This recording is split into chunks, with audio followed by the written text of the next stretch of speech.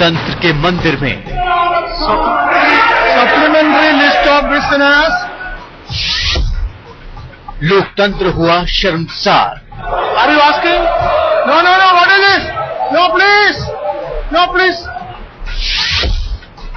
संसद में हाथापाई पर No, please. What is this? No, please. पूरे देश का झुका सिर। No, what is this? No, please. सबसे बड़ी संस्था में What is this? No. सबसे शर्मनाक तस्वीर। Are you asking? No, what is this? No, please.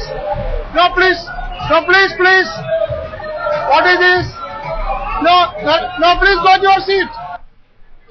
नमस्कार, आप देख रहे हैं हल्ला बोल। आपके साथ मैं हूं अंजना ओम कश्यप। आज सवाल यह है कि आखिर देश किस तरफ जा रहा है, आखिर देश के नेता इस देश को किस ओर धकेल रहे हैं। जिस संसद की तरफ एक उंगली उठाना भी लोकतंत्र का सबसे बड़ा गुनाह है, उस संसद के अंदर सांसद की हाथापाई होती है और वो हाथापाई पर आमादा दिखते हैं।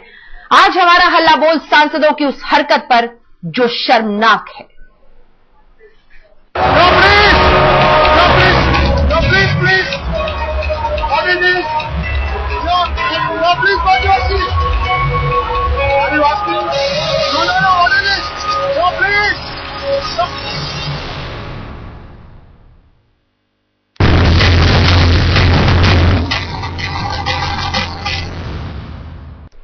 जिस संसद को लोकतंत्र की सबसे बड़ी पंचायत कहते हैं, जहां बैठने वाले नेता माननीय कहे जाते हैं, जिन सांसदों पर बाहर के लोगों की टिप्पणी तक गुनाह है, वो संसद के अंदर ऐसी हरकतें करते हैं जो शर्मनाक है।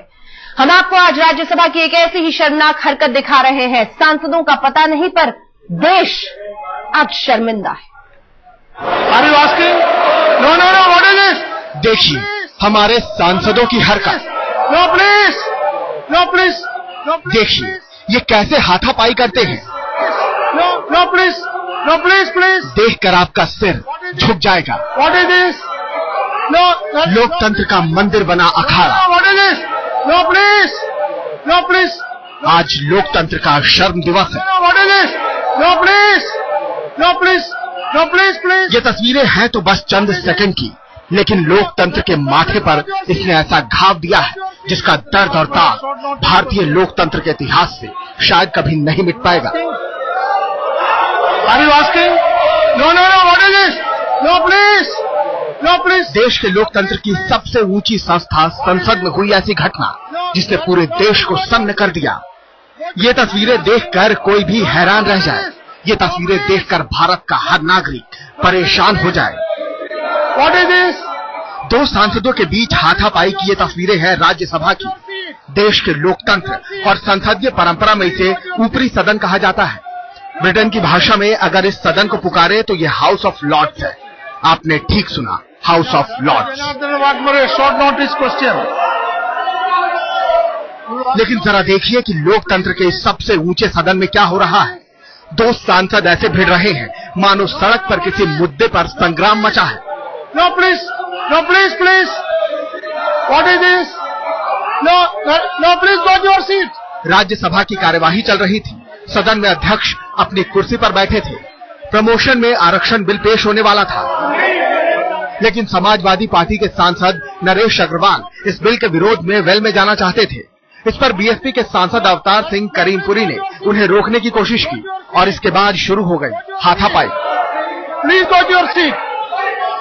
No, don't go to your seat. दो सांसद ऐसी भी हरकत कर सकते हैं। देखकर पूरा सदन सन्न था, देखकर पूरा देश हैरान था। संसद को हाथापाई का अखाड़ा बनाकर जब दोनों सांसद बाहर निकले तो सुनिए क्या थी नेताओं की दलील। नरेश अग्रवाल पूरा ठीकरा बीएसपी सांसद पर फोड़ रहे हैं। मैंने बिल फाड़ने कुछ नहीं, मैं उसका विरोध कर रहा था।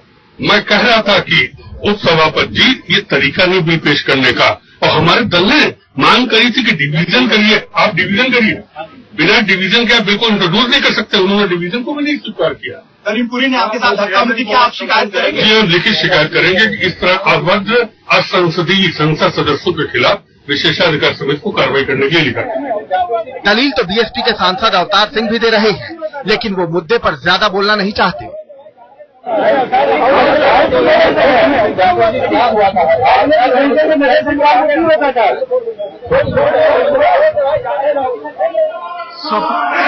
असल में प्रमोशन में आरक्षण को लेकर बीएसपी बिल के हक में है, जबकि समाजवादी पार्टी इस बिल का विरोध कर रही है।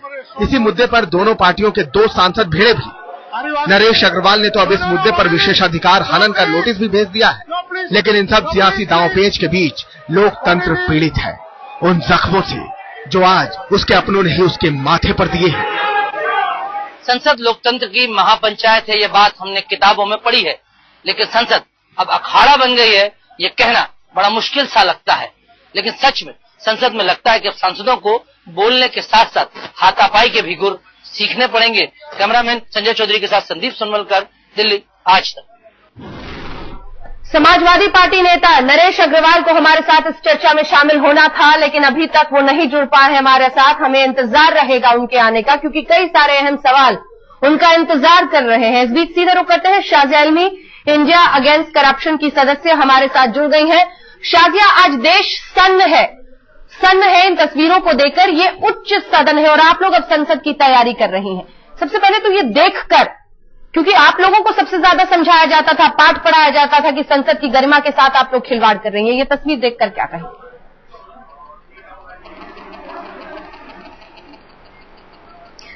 बिल्कुल अंजना, हमें लगता है संसद को बचाना पड़ेगा सांसदों से ही। हम कितनी बार देखेंगे यही वाले दृश्य, आप कितनी बार हम लोग ये दृश्य देखेंगे अंजना, आप ही बताइए। जब हम सोचते हैं आखिरी चरण है गिरावट का, हम एक और नया चरण देखते हैं गिरावट का, उतार का। लगातार ऑल टाइम लो हम देखते जा रहे हैं। और हम में जानना चाहते हैं कि विशेषाधिकार का जो प्रिविलेज मोशन इन लोग औरों के लिए लेते हैं, इनके खिलाफ क्या एक्शन लिया जाएगा? क्या बाकी सांसद इन सांसदों के बारे में सोचते हैं? आपने राज्यसभा को अखाड़ा बना दिया है। सीधे रुख करते हैं नरेश अग्रवाल जी का, जो हमारे बिल्कुल यहाँ पे धक्का मुक्की, ये तमाम अहम सवाल जो आपने उठाए हैं सीधे लेकर चलते हैं। नरेश अग्रवाल जी हमारे साथ जुड़ गए हैं। नरेश अग्रवाल जी, सबसे पहले तो क्या आप शर्मिंदा है आज जो कुछ हुआ उस पर?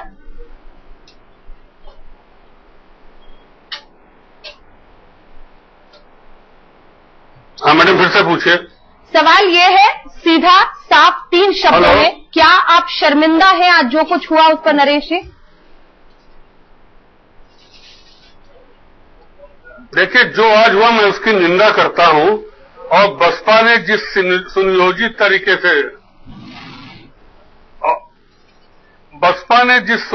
तरीके से मेरे साथ अभद्र व्यवहार करने का प्रयास किया, मैंने 35 साल के अपने राजनीतिक जीवन में कभी ये चीज नहीं देखी थी। मैं राजनीतिक तरीके से जो अपनी जिंदगी में राजनीतिक लड़ाई लड़ता रहा, और आज भी राज्यसभा में अगर मैं कोई चीज का विरोध करने खड़ा हुआ था, तो मैं बसपा के लोगों से जवाब चाहता हूं कि उनके सांसद करीमपुरी को हमारे पास क्यों खड़ा होना चाहिए, उनके सांसद जुगल किशोर को मेरे पास क्यों बैठना चाहिए, जबकि वहां सबको डिवीजन नंबर अलॉट है, अपने डिवीजन सीट पे बैठते हैं सब। तो वो लोग वहां पर आए, इसके मतलब उनको निर्देश अपने पार्टी से था कि वो उनके साथ मेरे साथ ऐसा व्यवहार करें। और ये पहली बार नहीं, इससे पहले भी मैं याद है वैश्य जी आसाम के एमपी हैं, उनको भी बसपा के सांसदों ने उस दिन पकड़ के हाउस में अपनी नरेश जी, आपको नहीं लगता है कि सारा का सारा दोष जो आप बीएसपी के खाते में डाल रहे हैं, उसका जरा सा हिस्सा आपको भी कबूलना चाहिए? क्योंकि आपको रोकने की कोशिश की अवतार सिंह ने, उसके बाद तस्वीरें हम बार बार दर्शकों को दिखा रहे हैं, आपने भी धक्का मुक्की की। जिस देश के संसद में आप पहुंचते हैं इस बात के लिए कि आप देश की रफ्तार मोड़ सके, दशा दिशा तय कर सके, वहां पर इस तरह का व्यवहार।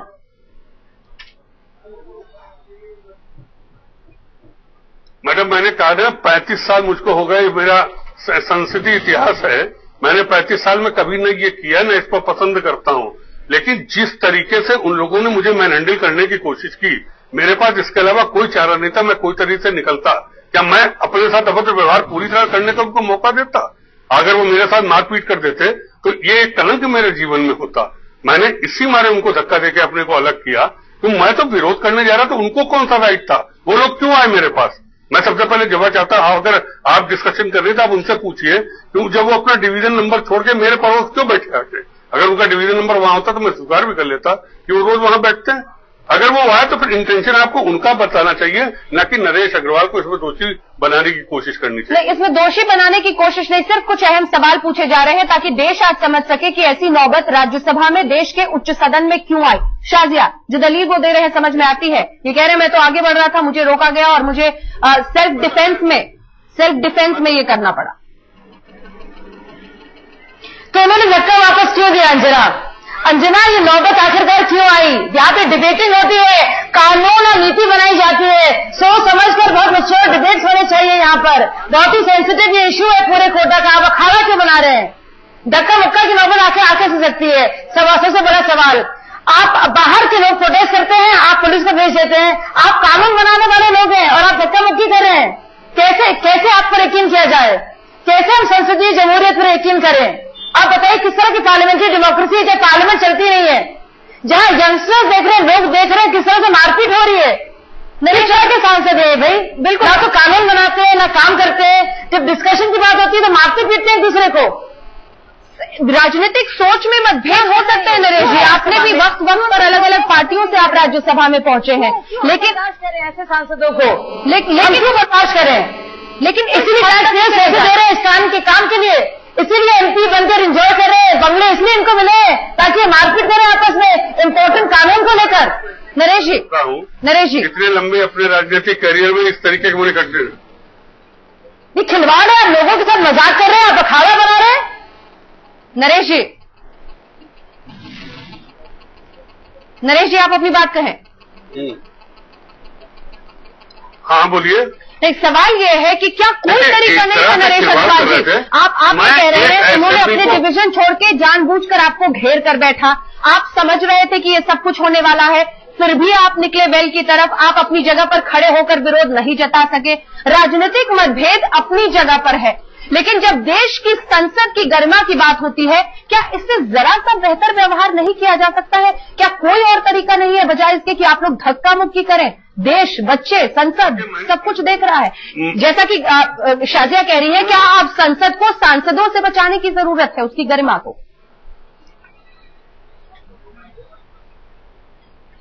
देखिए मैडम, डिस्कशन किसी और इश्यू पे था, भाजपा रोज नहीं चलने दे रही थी।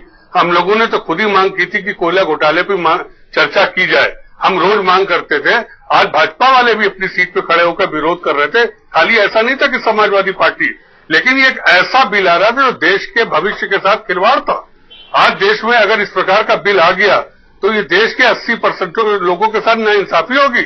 ये देश के लिए 100 साल के लिए देश के साथ खिलवाड़ हो रहा था। हमने उसको रोकने का प्रयास किया डेमोक्रेटिक तरीके से, तो उसके लिए किसी दल के सदस्य को रोकने का कौन सा अधिकार था? उसमें और तरीके हैं, सभापति जी, उपसभापति जी को अधिकार है, वो कोई भी एक्शन हमारे खिलाफ कर सकते थे अगर हम कोई असंसदीय काम करते हैं। लेकिन बीएसपी को कौन सा अधिकार था वो हमको रोकने के लिए आ रहे थे। आप लेकिन वेल की तरफ उस वक्त बढ़ रहे थे, आप अपनी जगह पर विरोध नहीं जाहिर कर रहे थे। नरेश जी, मैं बेल की तरफ बढ़ रहा था अपना विरोध दर्ज करने के लिए, ये बात सही है, और मैं इस बिल का विरोध करूंगा, डट के विरोध करूंगा। और मैं कहता हूं कि पूरे देश में वोटिंग करा लीजिए इस वोट के पक्ष में विपक्ष में।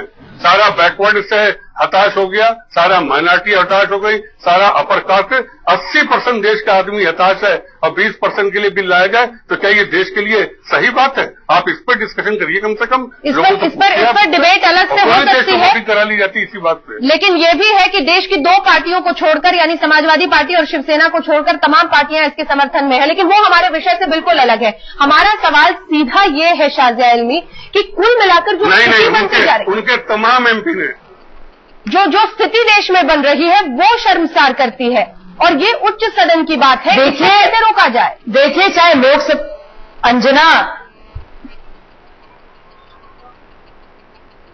ये लोकसभा या राज्यसभा के रूल बुक ये पढ़े, किस तरह से अपनी बात को उनको आगे रखना है, किस तरह से डिबेट में जाना है, किस तरह से हर एक नीति को डिस्कस करना है। या आप धक्का मुक्के की जगह बना देंगे और अखाड़ा बना देंगे राज्यसभा को, तो किस तरह का संदेश देना चाह रहे हैं? अब अभी देखिए, ऑल टाइम लो पूरी की पूरी क्रेडिबिलिटी संसद को लेकर, और हम हमारी पार्लियामेंट्री डेमोक्रेसी ये पिलर है, ये मंदिर है हमारा जमहूरियत का। और वहां पे लोग ये देख रहे हैं, कभी कैश से वोट देखा जाता है, कभी धक्का मुक्की, कभी राजनीति प्रसाद फाड़ के लोकपाल बिल फेंक देते हैं, कभी एक नए मंत्री आते हैं स्पीकर के कान में कहते हैं कि स्थगित कर दो। ये मजाक बना रहे हैं आप। बिल्कुल हम लोगों की वजह से ही आप हैं वहां पे। प्लीज समझिए इस बात को आप लोग। हम जनता नहीं तो आप नहीं है, आप हमारे लिए है वहां पर, हमारे लिए कानून बनाने के लिए, संजीदगी से, अपनी अपनी पार्टी और हाईकमान को खुश करने के लिए नहीं। बिल्कुल, और यही सबसे महत्वपूर्ण है। तमाम सांसदों को इसका ख्याल रखना होगा। जब गंभीर तमाशाना हुआ है, नरेश जी अब हमारे साथ नहीं है इस बहस में। बड़ा सवाल यही है कि इसे हम स्वीकार नहीं कर सकते। जो तस्वीरें आज राज्यसभा में दिखाई गई हैं देश को, उसे हम स्वीकार नहीं कर सकते, क्योंकि फिर कुछ नहीं रहेगा देश और संसद की मर्यादा के नाम पर। आप देखते रहिए आज तक।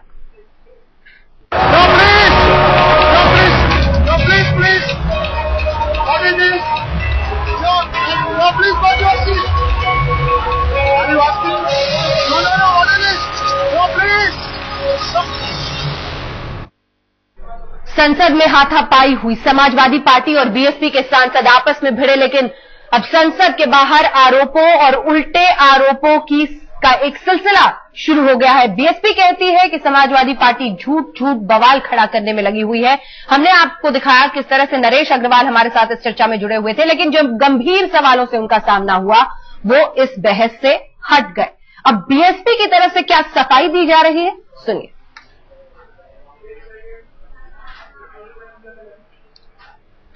श्री नरेश अग्रवाल जी की सामंती सोच है। वो अनुसूचित जात, जनजात, पिछड़े वर्गों या गरीबों को ऊंचे ओहदे पर नहीं देखना चाहते। वोट तो लेना चाहते हैं, वोट लेने के लिए भैया बाबू तो कहेंगे, लेकिन जब इनको सम्मान मिलने की बारी आती है, ओहदे मिलने की बारी आती है, आरक्षण लेने की बारी आती है, तब इनको ये बहुत नागवार गुजरता है। और इसी सामंती प्रवृत्ति के चलते उन्होंने ये बसरुखी पार्लियामेंट किया। सवाल सिर्फ इतना है शाजिया कि कहां से चले थे हम और कहां पहुंच गए। ये सियासत का जो नया दस्तूर है वो किस कदर गिरता चला जा रहा है, ये बहुत परेशानी की बात है। और उसके बाद भी जिस तरह से दलीलें दोनों दे रहे हैं, समझ से परे।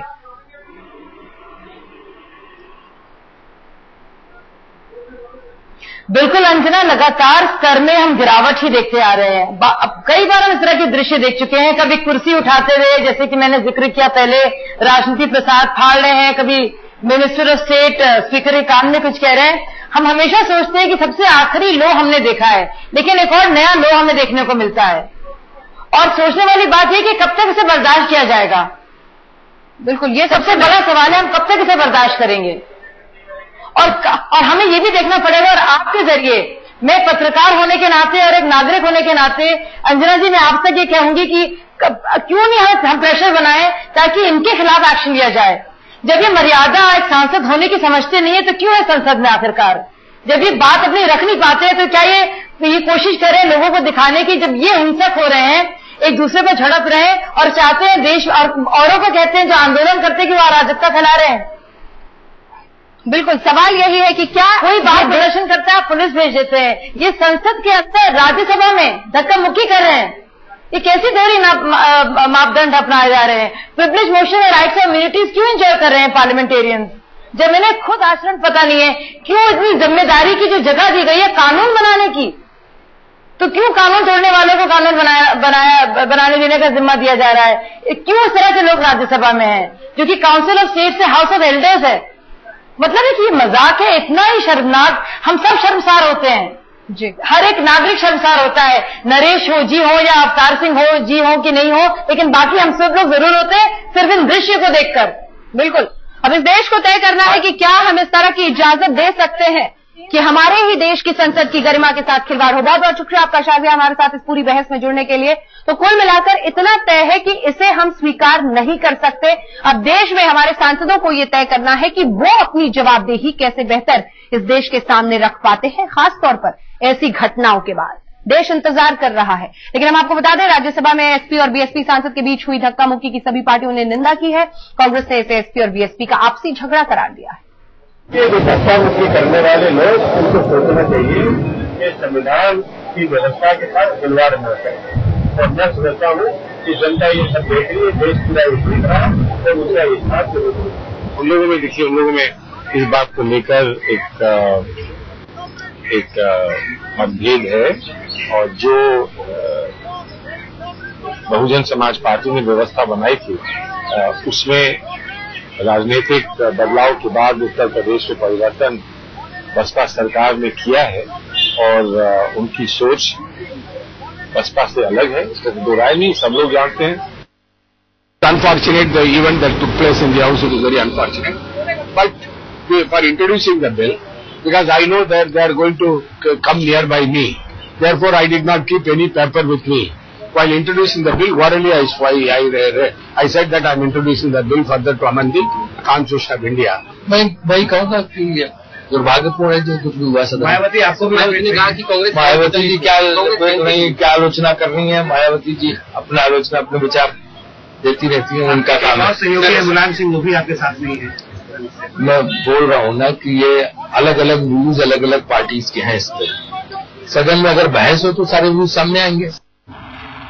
सवाल सरकार की मंशा पर भी है, क्योंकि माना जाता है कि जब भी संविधान में संशोधन का कोई बिल लाया जाता है तो हाउस इन ऑर्डर होना चाहिए, यानी शांतिपूर्ण तरीके से उस पर बहस की तैयारी होनी चाहिए. ऐसी स्थिति नहीं थी, फिर ऐसे में बिल क्यों लाया गया. बहरहाल रहेगी देश की नजर, क्योंकि कांग्रेस पार्टी की तरफ से जिस तरह की निंदा आनी चाहिए थी वो तो दिखी नहीं. आप देखते रहिए आज तक.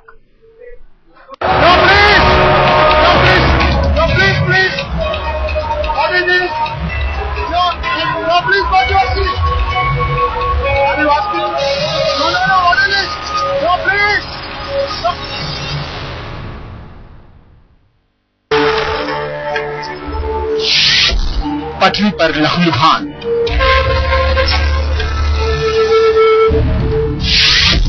उजड़ गया परिवार,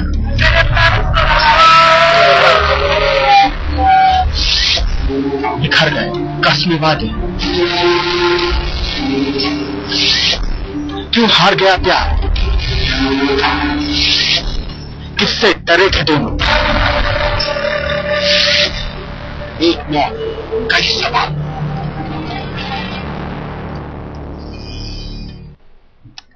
वाकई बिखर गया एक परिवार. सवाल यह है कि क्या पारस ने खुदकुशी की या फिर उसकी हत्या हुई. अगर खुदकुशी की तो किसने मजबूर किया, और अगर हत्या हुई तो उसके पीछे कौन है.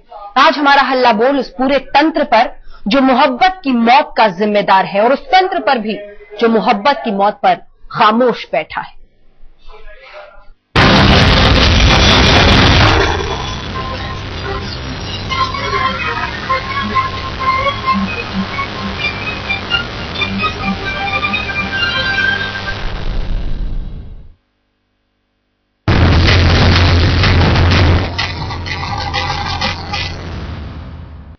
पारस को आखिर किसने मारा, यह सवाल तो बना ही हुआ है, लेकिन इससे भी बड़ा सवाल है कि इस परिवार के आंसू कौन पोंछेगा, क्योंकि यह परिवार इंसाफ का इंतजार कर रहा है.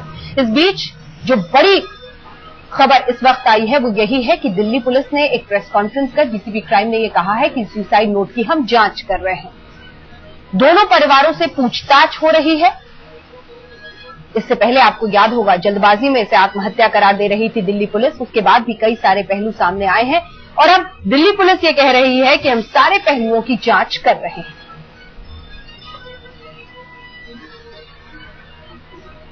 सरसरी निगाह से देख लेते हैं क्या कुछ हुआ है अभी तक. पारस की लाश रेलवे की पटरी पर मिली. पारस की मौत के साथ कई ऐसे सवाल खड़े हुए जो अब तक अनसुलझे हैं. एक सबसे बड़ा सवाल कि टुकड़े टुकड़े हुई उसकी लाश की मौत का आखिर जिम्मेदार कौन है.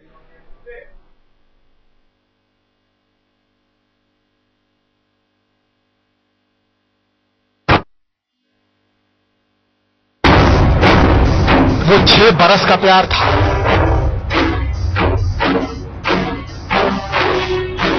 चंद मिनट में बिखर गया.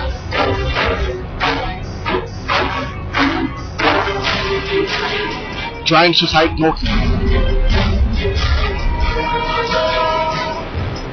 उलझा दी मौत की गुत्थी.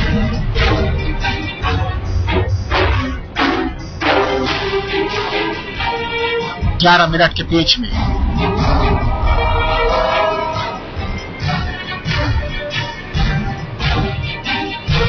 फंसी हुई है दिल्ली पुलिस.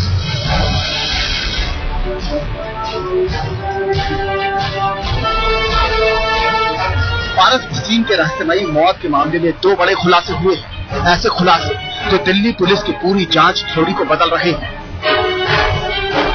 सवाल ये है कि क्या पारस की मौत एक खुदकुशी थी या फिर एक हत्या? अगर ये हत्या थी तो किसने पारस को मरवाया? अगर खुदकुशी थी तो किसने पारस को मजबूर किया? इन सवालों के जवाब इतने आसान नहीं है, लेकिन गुत्थियों को सुलझाने की कोशिश में कई पेच अभी बाकी है। पेच नंबर 1, 11 मिनट में क्या हुआ? दिल्ली क्राइम ब्रांच को मिली है सुभाष नगर और लक्ष्मी नगर मेट्रो स्टेशनों से सीसीटीवी तस्वीर। सीसीटीवी फुटेज के मुताबिक वारदात के रोज पारस दोपहर 3:24 पर सुभाष नगर मेट्रो स्टेशन पर ट्रेन पर सवार हुआ था और शाम 4:11 पर लक्ष्मी नगर मेट्रो स्टेशन से उतरते देखा गया। ठीक 11 मिनट बाद 4:22 पर पारस के घर उसकी लाश मिलने की सूचना दी गई। यानी सिर्फ 11 मिनट में पूरा खेल हो गया। अब पुलिस के सामने चुनौती इसी 11 मिनट की गुत्थी सुलझाने की है। Page number 2, joint suicide note. Delhi police को पारस और उसकी पत्नी का ज्वाइंट सुसाइड नोट मिला है। पुलिस की माने तो ये सुसाइड नोट किसी और ने नहीं बल्कि खुद पारस और उसकी पत्नी ने लिखी थी, जिसमें उन्होंने लड़की के घर वालों की नाराजगी की वजह से खुदकुशी करने की बात लिखी थी। पुलिस अब इस सुसाइड नोट की जांच में लगी है। हालांकि पुलिस की इस थ्योरी पर पारस के घर वालों को रत्ती भर भी यकीन नहीं है। उनका कहना है कि पुलिस लड़की के घर वालों के दबाव में आकर सच्चाई को छिपाने की कोशिश कर रही है। पैसे के दम पर सब कुछ होता है। जो पैसा देगा वो पुलिस उसकी तरफ है, जो गरीब बंदा है वो पुलिस उसकी तरफ नहीं है।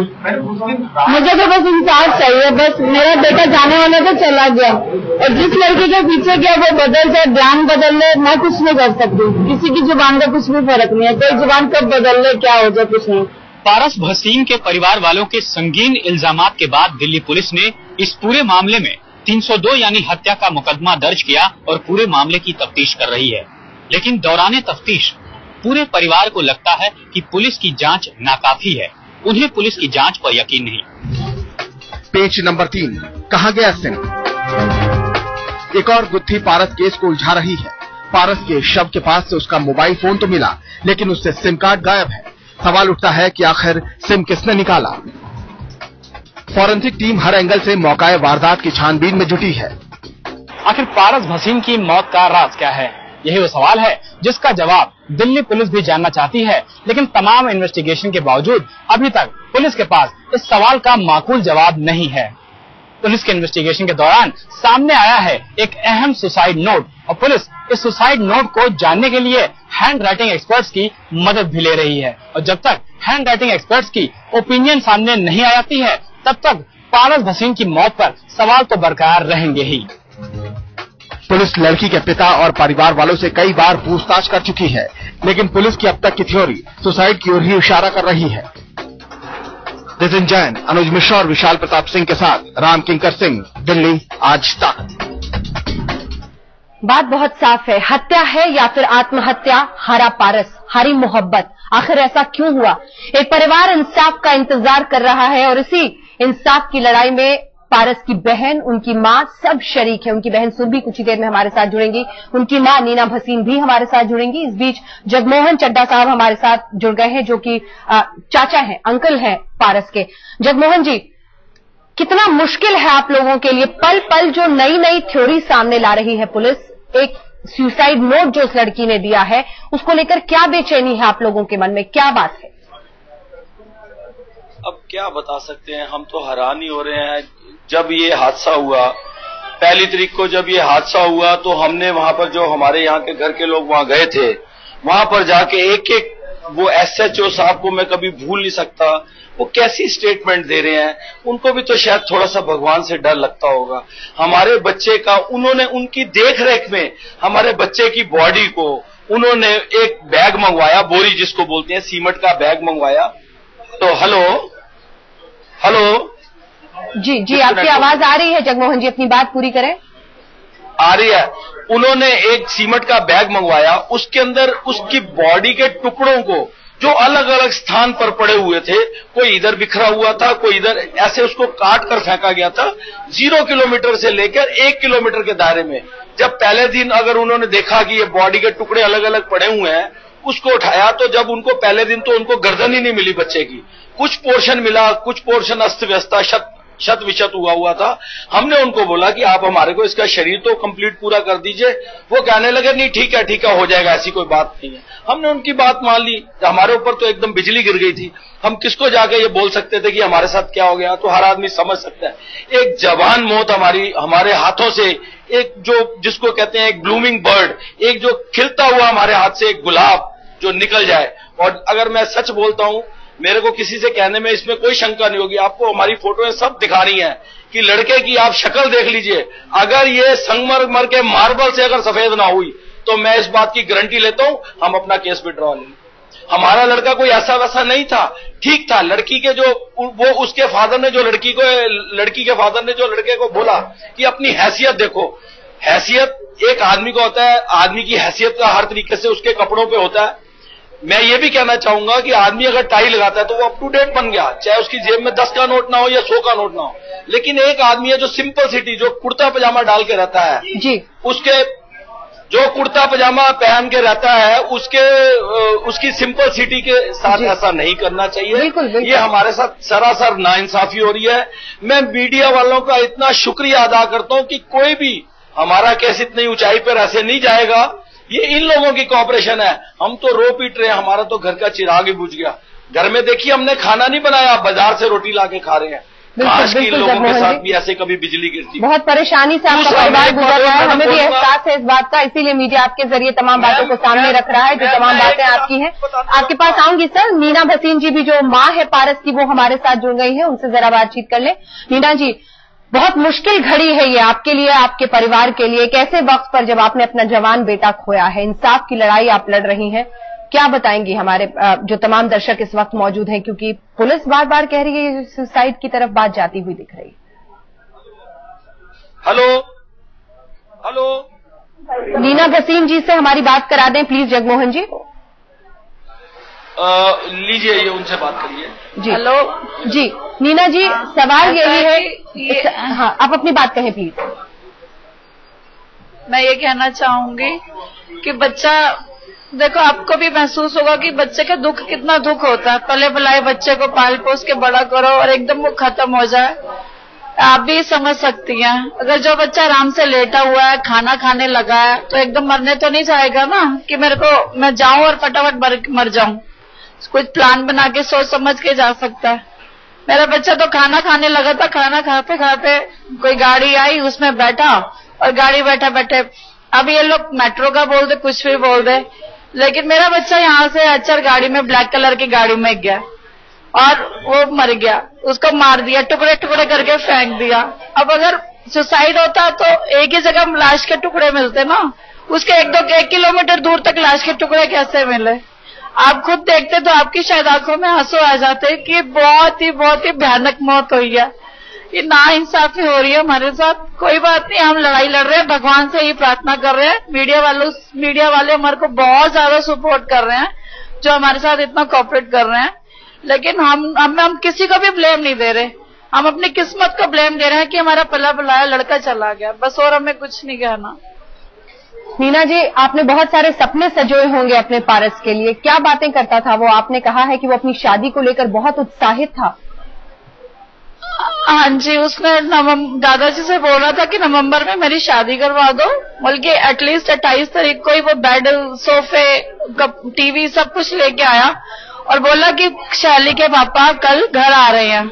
और वो लोग घर आकर बाहर से इन्वेस्टिगेशन करके चले गए और अगले दिन उसको अकेले मिलने को बुलाया और अकेले 4 बजे मिलने को बुलाया। बस वो मिलाया, उसके बाद वो बच्चा शायद अब उठ ही नहीं पाया टेंशन से। उसको इतना डिप्रेस कर दिया था, इतना ज्यादा टॉर्चर कर दिया था कि वो लड़का परेशान हो चुका था। वो कह रहा था क्या होगा मम्मी, क्या होगा मम्मी, क्या होगा, शैली मुझे मिल जाएगी।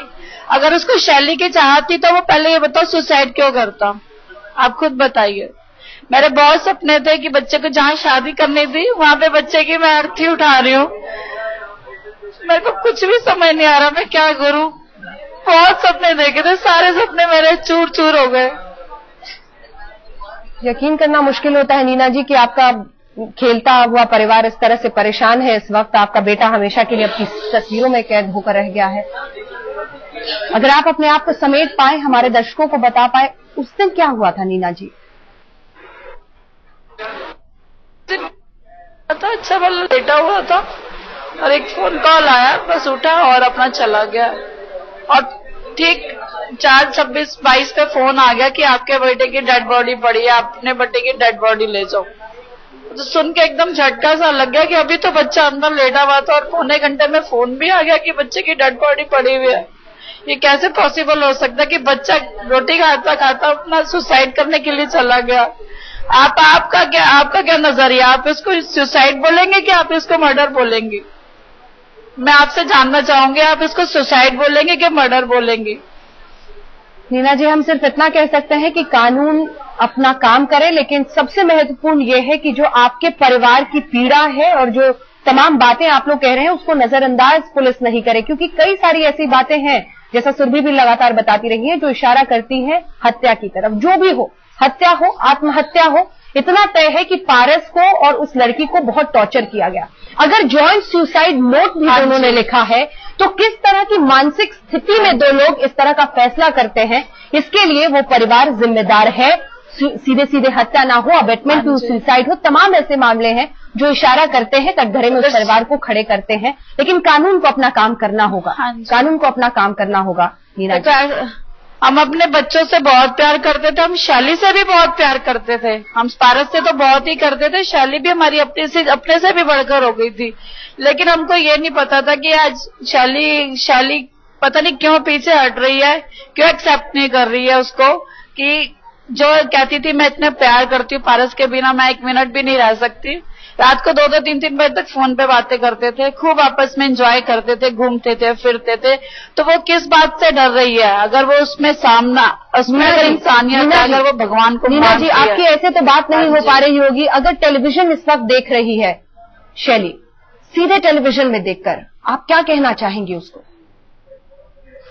मैं तो यही कहूंगी कि अगर वो अच्छी लड़की होगी, उसके संस्कार अच्छे होंगे, तो वो जरूर ये चीज मानेगी कि मैं पारस से बहुत प्यार करती थी। अगर जो भी वो उसके साथ अनर्थ हुआ है, वो मैं अभी भी उसको ब्लेम नहीं दे रही। मैं तो बस ये कह रही हूँ कि जो मेरे बच्चे के साथ हादसा हुआ है, जिसने भी जो किया है, उसको सामने लाके खड़ा कर दो और मुझे न्याय मिलना चाहिए, बस मुझे और कुछ नहीं चाहिए। आप बने रहिए हमारे साथ नीना जी, आपसे भी बातचीत करेंगे। सुरभि भी हमारे साथ जुड़ गई है, जो कि बहन है पारस की। इन दोनों से बातचीत करेंगे। इंसाफ के इंतजार में है ये परिवार। आप देखते रहिए हल्ला बोल। आर्थिक तरीके से एक रिश्ते को ऐसे आंकने की कोशिश की एक परिवार में कि एक बच्चे की जान चली गई है और उसकी वजह से परिवार इंसाफ का इंतजार कर रहा है, बिखर गया हो जैसे। मां हमारे साथ पारस की मौजूद है नीना जी, और सुरभि उनकी बहन भी हमारे साथ जुड़ गई है। सुरभि, पिछले कुछ दिन बहुत मुश्किल रहे हैं आपके लिए, लेकिन इस लड़ाई में आप तटस्थ होकर आगे बढ़ रही हैं। बड़ा सवाल यह है कि क्या कभी ऐसा यकीन हुआ कि पारस खुदकुशी कर सकता है? ऐसी चिट्ठी, ऐसी जॉइंट सुसाइड नोट वो लिख चुका है। जी, ऐसा कहना चाहूंगी कि मेरा भाई बहुत खुश मिजाज था, वो ऐसा कभी सोच भी नहीं सकता था, कभी ऐसा कर ही नहीं सकता है। जैसा कि शैली ने बताया कि वो 2 बार सुसाइड करने के लिए गया, ऐसा कभी हुआ ही नहीं। अगर ऐसा कभी हुआ होता तो हमें पता चलता। एंड सेकेंडली, जैसे कि वो सुसाइड नोट वाली बात आज सामने आई है, क्यों नहीं वो सुसाइड नोट 4 दिन पहले दिखाया गया? 4 दिन पहले अगर वो उससे प्यार करती थी तो 27 के बाद भी 30th 31st के बीच में वो उसे दिखाना चाहिए था। क्यों उसने इतने दिन तक सुसाइड नोट छुपा के रखा? या ये तो सब कुछ साजिश का है। और मैं एक चीज शैली को डायरेक्टली बोलना चाहती हूँ, अगर वो मेरी बातें सुन रही है तो, कि शैली प्लीज अपने पेरेंट्स के अंडर प्रेशर मत आओ। तुम मेरे भाई को हम सबसे अच्छे से जानते हो, तो इट्स अ रिक्वेस्ट कि तुम प्लीज एक बार सामने आके सबको सच्चा बताओ कि एग्जैक्टली बात क्या है। जो भी है प्लीज सामने आओ, इट्स अ रिक्वेस्ट। वो कह रही है कि 8 मई को और 27 अगस्त को दोनों ही दिन हमने खुदकुशी की कोशिश की थी साथ। ये समझ में आता है? जी, 9 मई को उसकी शादी थी, तो वो 8 मई को क्यों खुदकुशी करेगा? अगर आपने मैरिज वीडियो देखा है अगर आप उस मैरिज वीडियो में आपको कहीं से भी लगा है कि लड़की मतलब अंडर प्रेशर में है या जबरदस्ती उसके शादी हो रही है, वो रो रही है या उसके मुंह पे एक शिकत, उसके माथे पे एक शिकत, ऐसा कुछ नहीं था। वो बहुत खुशी से उसने शादी करी, अपनी मर्जी से शादी करी है। शादी के बाद भी वो काफी टाइम तक लगातार हमारे घर पे आती रही है। इवन इनफैक्ट 25th तक वो हमारे घर आती रही है। ऐसा नहीं है कि वो उसके साथ हमने कोई जबरदस्ती करी है। चलते चलते क्योंकि इस कार्यक्रम को अंत करने का वक्त आ गया है, नीना जी चाहेंगे कि आप अपने शब्दों में, चूंकि सबसे बड़ा नुकसान ये आप ही के लिए है, आपने बेटे को खोया है, जवान बेटे को खोया है, इंसाफ का इंतजार आप कर रही हैं, क्या कहेंगी? मैं तो बस यही कहती हूँ कि अगर हम सच्चे हैं, मीडिया वाले हमारे साथ हैं, तो परमात्मा ईश्वर हमारी बहुत सुनेगा। अगर नहीं सच्चे तो परमात्मा नहीं सुने। हम तो परमात्मा से ही प्रार्थना करते हैं कि हमने किसी के साथ बुरा नहीं किया, बस एक मेरे बेटे को प्यार करने की सजा मिल गई कि उसके मौत हो गई, उसके टुकड़े टुकड़े हो गए, चाहे जिसने भी की है। लेकिन मैं फिर भी सबको ब्लेसिंग्स दे रही हूँ, सबको ये कह रही हूँ कि कुछ समझ ही नहीं आ रही मैं क्या करूं, क्या बोलूं, कि मन इतना परेशान हो चुका है ना, क्या बोलूं मैं। मेरे पास कोई भी शब्द नहीं है। मैं ये कहती हूँ बस मुझे न्याय चाहिए, और जिसने टुकड़े किए हैं उसके भी टुकड़े होने चाहिए। अगर 16 टुकड़े मेरे बेटे को है तो 32 टुकड़े उसके होने चाहिए। बस मुझे इंसाफ चाहिए और कुछ भी नहीं चाहिए। बहुत बहुत शुक्रिया आप दोनों का हमारे साथ इस चर्चा में शामिल होने के लिए। इंसाफ का इंतजार एक माँ, एक बहन कर रही है और उसके लिए लड़ाई भी लड़ने को तैयार है। बहुत बहुत शुक्रिया आप दोनों का हमारे साथ जुड़ने के लिए। आप देखते रहिए आज तक।